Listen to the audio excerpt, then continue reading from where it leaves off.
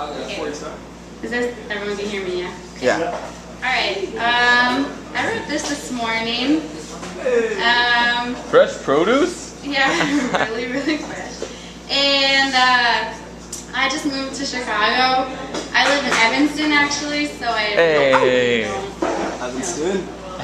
And I went to a party on Saturday, and just came from college, so it was my college friend. They had a party as well. Or they were having a party, they also moved to Chicago.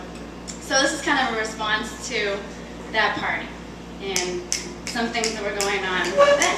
Word. So, alright.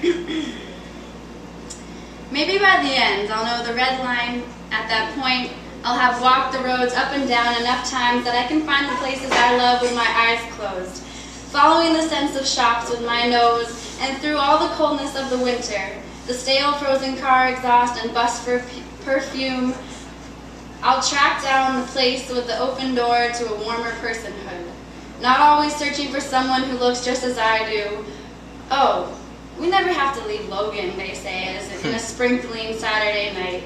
And if we do, I mean, Owl and Wicker is up until 4 anyways. The language here implies ownership and power. Why do abbreviations always make me shiver? Huh. The quickness of my tongue as the 3 separate letters of my family's home place slide into one another. We laugh as our personal language of respect and belonging trip up the world who doesn't know us or where we come from.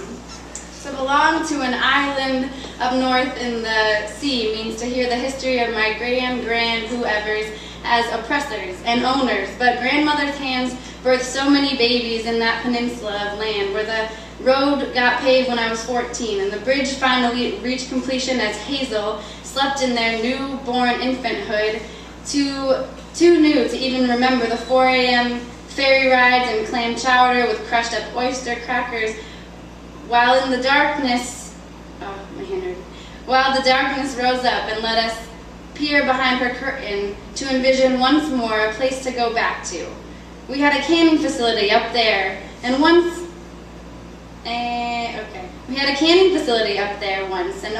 when the building fell into the sea.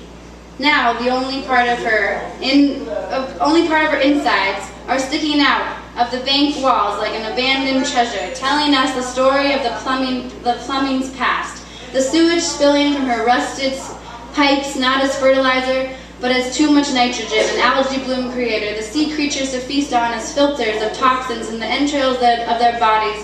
They run from my hands and fingers, faster than my little arms can dig. Sometimes Elsa would enlist the help of all 4 limbs, her long mouth too, throwing up wet sand in every direction as our intensity slowly turned the sandbar into a field of landmines and traps. Holes here and there, and one last attempt by a caught razor or a quahog, spraying salty water in a cloudy arc out of the sand. A final sigh to rest, or maybe more radically a fuck you to its captors, as we have been so many times before. When a shell sliced my finger in the midst of a chase, I felt worthy of the possession. P-E-I.